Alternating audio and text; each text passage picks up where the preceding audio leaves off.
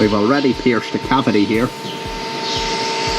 There's blowing out bubbles, and quite a lot of them. Instant relief.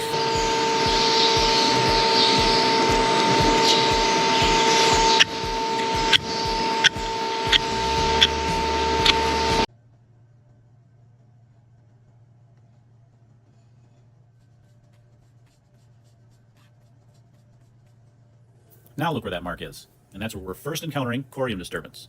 Now what's the significance of this whole thing that I'm trying to point out here? It's that these defects actually start from the inside of the foot, not from the outside in. What happens is as that foot is growing, something happens where that white line doesn't form correctly. It doesn't attach that sole and that outside wall correctly. So we end up with a void there, a slight imperfection, a perforation in that white line. And ultimately, when that foot grows out all the way, and that crack becomes exposed to the outer elements, that's what allows the bacteria to get into that claw and ultimately infect that corium. And this is kind of evidence of that. You can see how that mark when we first started was way down the foot. There was no other imperfections in that sole whatsoever, except way down there. And then ultimately, we've got an area here that opens up way up higher than that, just showing that that is starting from a grow point inside the foot.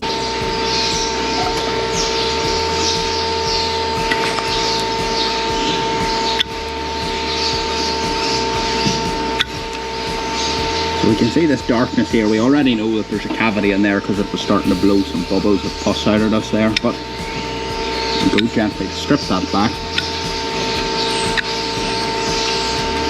And judging by how sore this cow is, I have a feeling there may be more.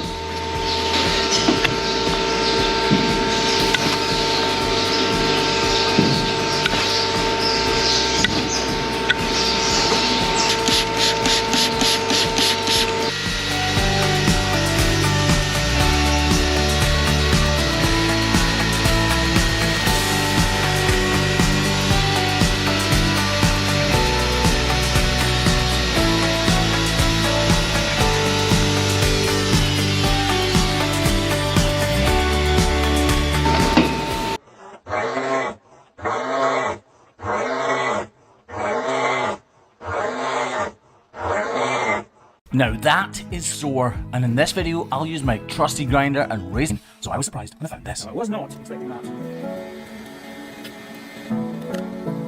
No wonder she's so sore. I did slightly wonder that it also causing all that pain. It seems so obvious that it needed to be the problem, but this is what is definitely causing the majority of the pain. Any build-up of fluid, especially in this area, causes real pain. Look at all that coming out now. Oh! Great.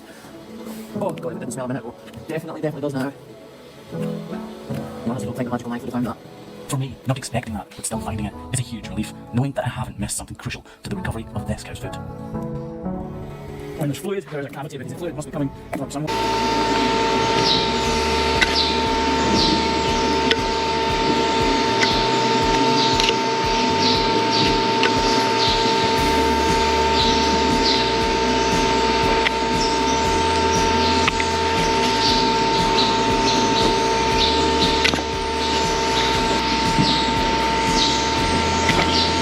Easy dirt.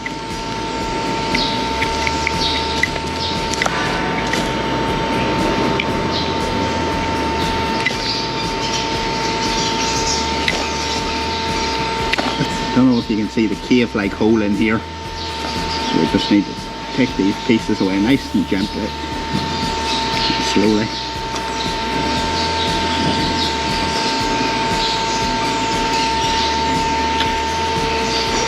Wow, look how deep this cavity is in this cow's foot. Eloise is starting to speak now a little bit. Her one word for a lot of things is wow.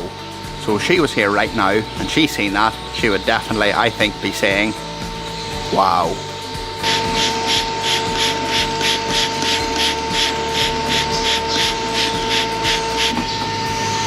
And that little shot there just gives you the extent of how deep the cavity really is. I'm going to gently take the grinder and remove some of these larger areas because I think this cavity will be linked to up here.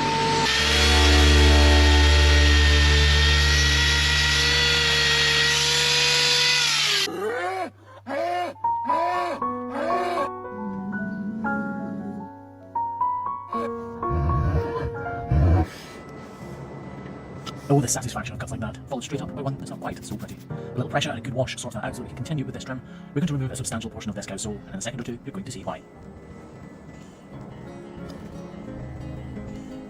As I slice through this hoof horn, pulling the shards and fragments of hoof horn up away from the corium, you can see the cavity beneath. You can see that this is not attached to the flesh that I'm trying to avoid. Imagine if the sole of your shoe weren't fully attached to the sides. They would fill with water in any muck that you walk through. Well, the exact same is true for this cow. So we need to get rid of any of these little cavities, these crevices, these folds and detachments that could harbour and house bacteria. Once the main job, the bulk of the work, is complete, we thin out the margins. That basically means we soften the edges.